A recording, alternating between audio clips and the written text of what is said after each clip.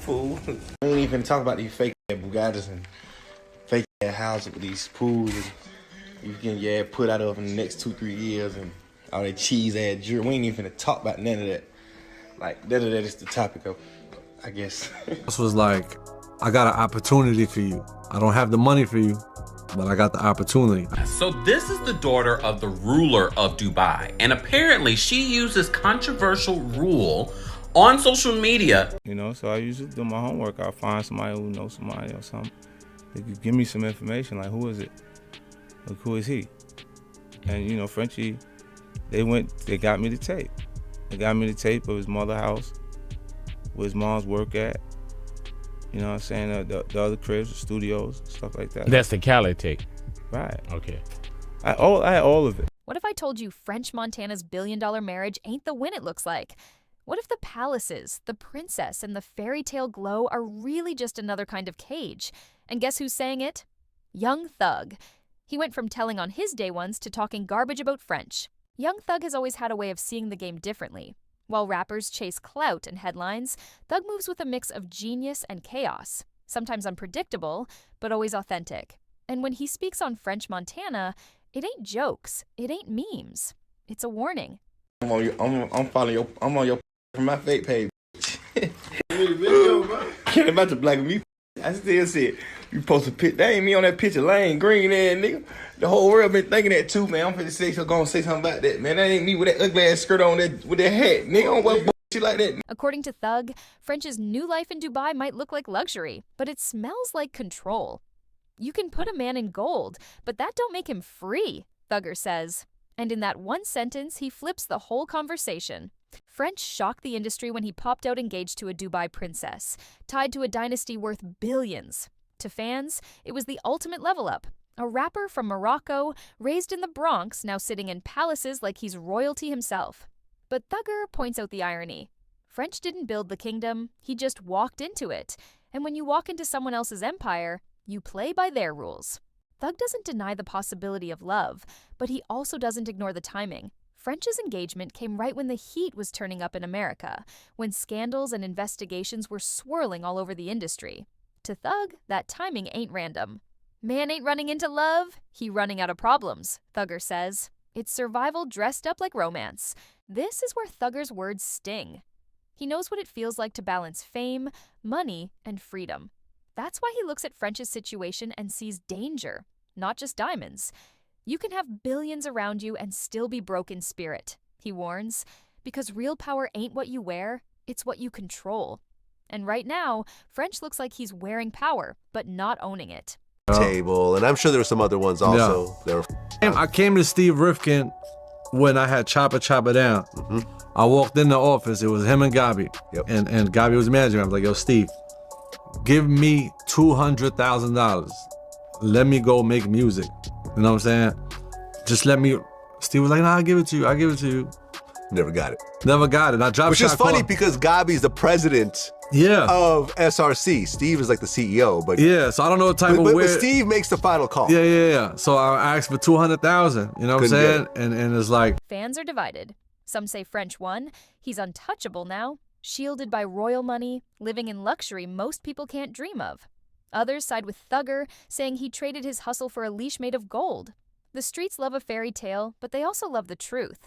And Thugger's voice keeps that truth alive, reminding everyone not to mistake comfort for freedom. Thugger's take highlights a bigger question for hip-hop. What does it mean to win? Is it money, security, and status, even if it means bending to someone else's rules? Or is it independence, even if it means constant struggle? French Montana chose one path. Young Thug, through his words, is reminding us there's always a cost.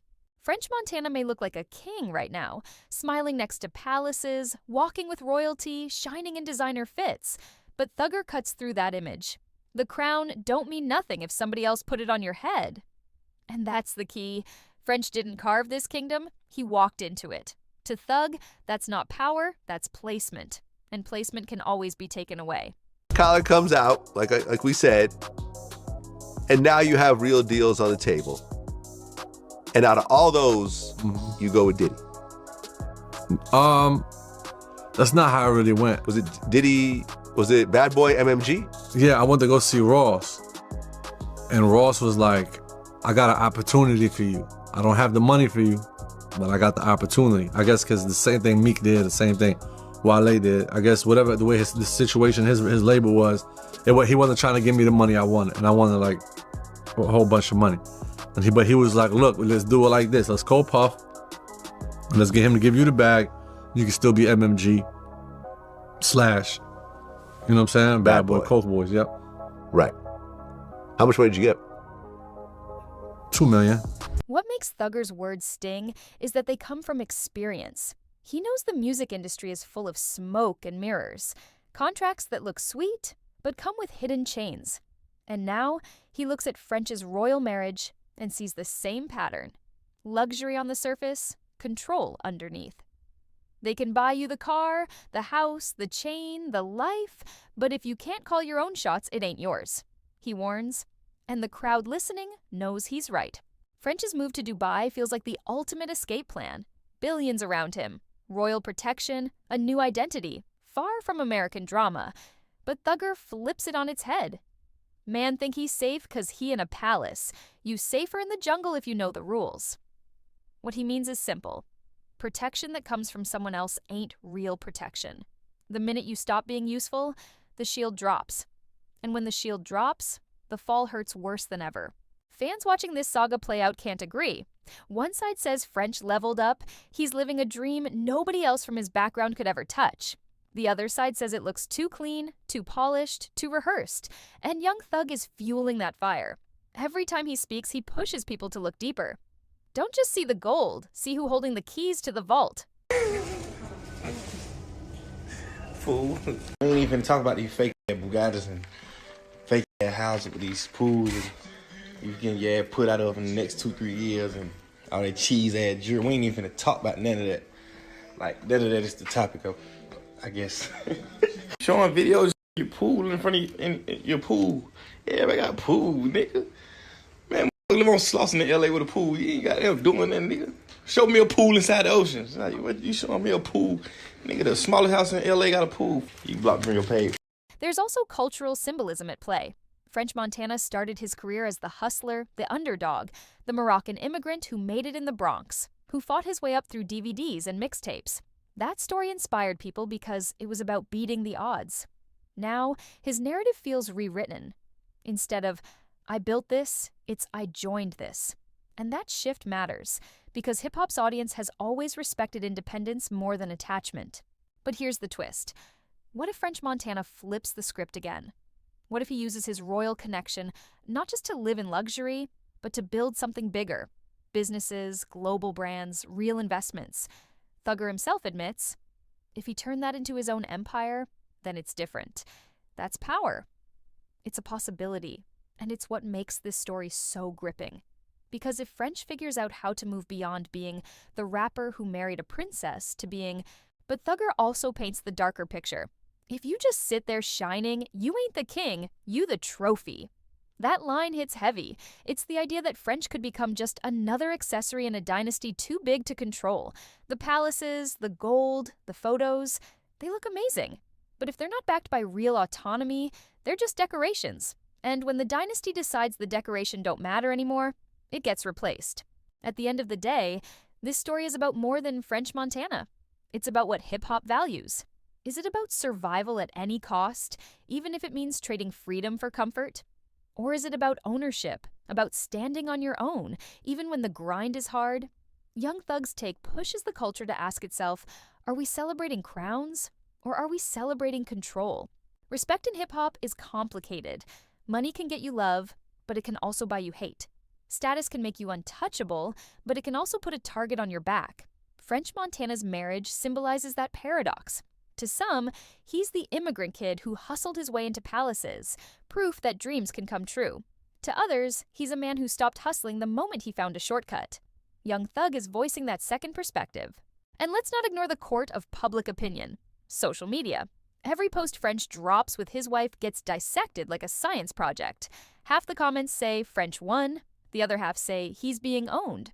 Memes run wild, comparisons to other rappers pop up daily, and the narrative shifts with every photo. But Thugger adds gasoline to that fire. His voice amplifies the debate because when he speaks, people know it's not random. French Montana's situation is also a mirror to the culture itself. Hip-hop started as rebellion, a voice for the voiceless, a way to flip struggle into power. Now it's a global industry tied to billion-dollar brands, and, in French's case, literal royalty. That shift is what Thug is pointing at. He's asking, is hip-hop still about owning your lane, or is it now about attaching yourself to the highest bidder? French Montana's marriage is just one example. History has shown us this story before. Artists across genres who tied themselves to powerful families, wealthy dynasties, or political empires often found themselves silenced when they stopped being useful.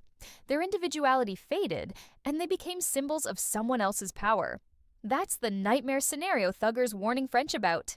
Hip-hop has always feared selling out, and to Thug, marrying into billions without building your own equivalent empire looks a lot like selling out. And the biggest irony? French Montana spent years proving he was independent, hustling through mixtapes, DVDs, and street-level grind.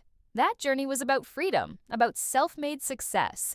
And now, at the height of his visibility, he's being questioned for whether he traded that independence away. The irony bites hard, and Thugger's commentary makes sure the world doesn't forget it. What makes this story so captivating is the split in possible futures. One future has French Montana using this platform to reinvent himself as a global mogul, transcending hip-hop into business, philanthropy, and legacy. The other has him fading into the background, remembered not for his music but for who he married. Thugger's words keep those futures in tension. He's telling French, this crown can either be your weapon or your leash. It's on you to decide. So, here's the truth. French Montana's marriage is more than gossip. It's a cultural statement. It's about survival, ambition, image, and power. Young Thug's words cut through the noise and remind us of the core question, does French Montana own his crown, or is he just wearing someone else's? The answer might not be clear today, but one thing is certain, the story isn't over. And as long as Thugger's talking, the world will keep watching.